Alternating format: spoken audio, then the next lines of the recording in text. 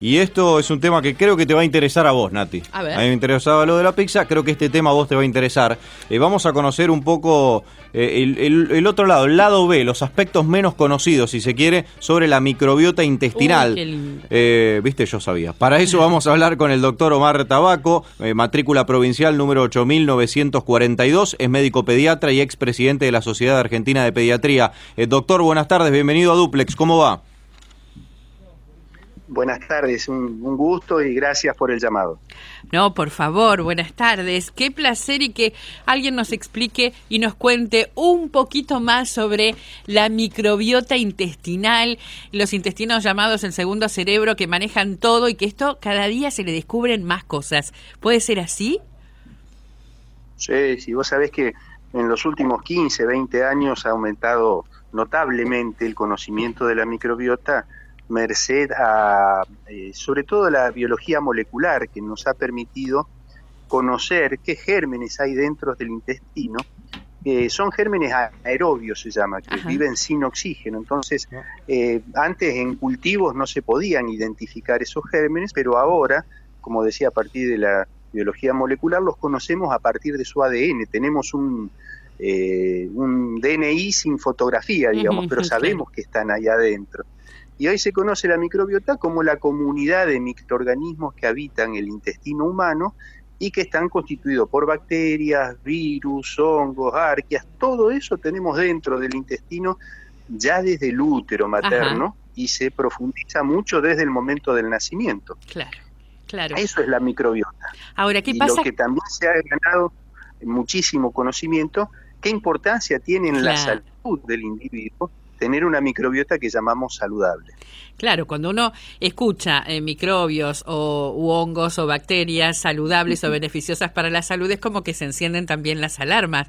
Me queda, al margen de esto que le estoy diciendo, cuando todavía está gestándose ese bebé, pasan, por supuesto, a través de la mamá. Vos sabés que eso es maravilloso, digamos, ¿no? Mucho tiempo se consideró que el líquido amniótico era estéril, o sea que no tenía bacterias, justamente porque no se las identificaba, no se las podía cultivar. Hoy sabemos que está expuesto el bebé, aún dentro del útero materno, a bacterias de la madre, que provienen fundamentalmente del intestino de la madre, y que a través de la placenta entran en contacto con el bebé. Y ya lo van adiestrando con respecto a cómo desarrollar el sistema inmunológico. Esto se profundiza mucho en el momento del parto, en el momento del nacimiento. Por eso hacemos mucho hincapié en la importancia del parto vaginal, porque al transcurrir por el canal vaginal es que el bebé entra en contacto con bacterias vaginales e intestinales de la mamá, que es la primera siembra importante del intestino de bacterias. Y después esto se profundiza y se hace mucho más robusto a partir de la lactancia materna. Claro.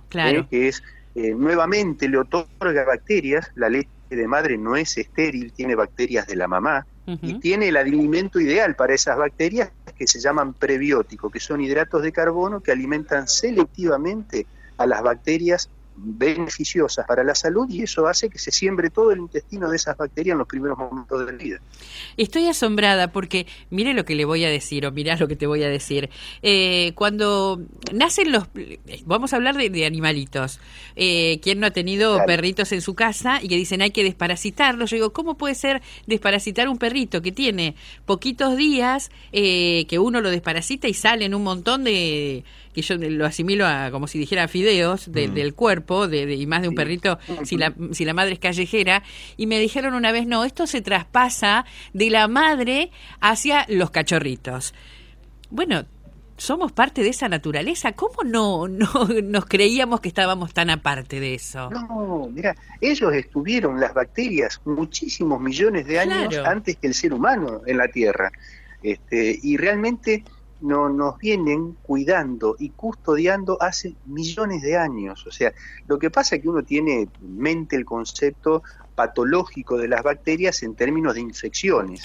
Y bueno, y los antibióticos para tratar esas infecciones, pero son muchísimas más las bacterias beneficiosas para el ser humano y que, bueno, acompañan, como te decía antes, su desarrollo. El bebé, con esto, que esta siembra de bacterias beneficiosas, lo ayudan a programar sus defensas, o sea, todo el sistema inmunológico, para defenderse bien, para no ser alérgico, y fundamentalmente el metabolismo, para no tener sobrepeso, obesidad, colesterol alto. Es decir, que no solamente le ayudan a la salud del bebé o la salud en la edad pediátrica, sino que para toda la vida.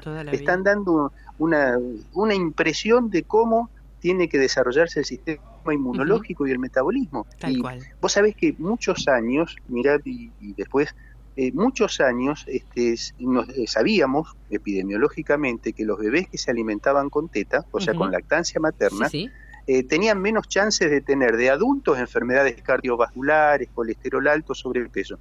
Hoy sabemos que eso ocurre con las bacterias como intermediarias, porque los bebés que toman teta, que se alimentan con lactancia materna exclusiva los primeros 6 meses, desarrollan estas bacterias que programan el metabolismo y las defensas para toda la vida, previenen las enfermedades de las que se muere la gente adulta, que son las enfermedades crónicas no transmisibles. Lo sabio de la naturaleza, o cómo está conformado todo, o simplemente a veces nos ponemos a pensar que cuando un pensamiento es positivo, o en una enfermedad bastante cruenta, la gente puede, no digo programarse porque es una palabra que no está dentro, lo dejo para las máquinas a eso, pero uno con la fortaleza puede modificar ese tipo de situaciones. No digo que es un trabajo muy arduo y también está en investigación, pero cómo se puede salir adelante también con este tipo de cosas. ¿Cuánto nos queda por saber aún de la maravillosa máquina que tenemos los seres humanos y todos los seres vivos? Y no desdeñar la importancia de mirar a la naturaleza, de aprender de la naturaleza. Estas cosas ahora parecen absolutamente sensatas, pero bueno, nos parecían que no ocurría así hasta hace no mucho tiempo. Y ¿sabés qué? La importancia también de algo que se llama medicina traslacional, que es la investigación a partir de distintas disciplinas que convergen en la salud del individuo. La medicina traslacional implica que trabajen juntos los biotecnólogos, los ingenieros en computación, decíamos los ingenieros también, ¿cómo se llama?, que investigan genética, veterinarios que nos han enseñado mucho de lo que pasa en la veterinaria y con las bacterias de las vacas y entender por qué rumian. O sea, eso se llama medicina traslacional, converger distintas disciplinas en lograr mejor evidencia de la salud y la enfermedad del individuo. Y eso, bueno, es todo un campo fértil para los próximos años para profundizar mucho en la investigación. Hay una reeducación también para las generaciones futuras. Nosotros ya venimos, o nos habían enseñado otra cosa, o de pronto también se había puesto de moda que las madres no querían sufrir en el parto, no querían parir con dolor, entonces pasaban directamente a una cesárea, que sería como el último recurso. Y fíjense todos los beneficios que tiene para su hijo, ¿no? Mira, yo siempre digo, la mejor forma de llegar a este mundo es a partir de un embarazo controlado, de un nacimiento vaginal y tomando teta desde la primera hora de vida. Es la mejor forma de llegar a este mundo y la mejor perspectiva de la salud futura de ese individuo. Esos 3 factores son fundamentales. O por ahí nos decían, mi leche no sirve, como dicen algunas mamás. Mi leche no servía, o no engordaba. Jamás. Claro, jamás. Pero bueno, me pasó, mamá, ¿vos sabés? Le digo, sí, pero yo le digo a la mamá, mira, lo que hace la teta es canibalizar a la madre, saca de donde sea los nutrientes, pero la calidad de la leche siempre es buena, aún de las mamás de campo de concentración, servían para alimentar a su bebé. Puede que en algunos casos no alcance para lo que necesita el bebé, pero jamás la calidad de la leche de madre va a ser mala. Exactamente. Qué buena reflexión, pero bueno, para aquellos que estén escuchando, y además abre una ventana enorme, enorme para la ciencia y para tantas cosas. Pensar que lo teníamos ahí al alcance de la mano a todo esto. Yo creo que cambian los paradigmas de salud y enfermedad. Hay un concepto que se llama DOHAT, por sus siglas en inglés, que es origen en el desarrollo de la salud y la enfermedad, focalizando en los primeros 1000 días, embarazo y los primeros 2 años, que es donde se desarrolla fundamentalmente el individuo y que lo programa para toda su vida. Y esto inclusive recién está en pañales, esto que yo te digo, creo que estamos espiando por ahora la microbiota y estamos permanentemente incorporando conocimientos, pero hay muchísimo más por aprender. Y qué importancia tienen los virus, qué importancia tienen los hongos que están dentro del intestino, que seguramente también son importantes porque conviven con las bacterias en un ecosistema muy integrado y que, bueno, recién también estamos conociendo su importancia.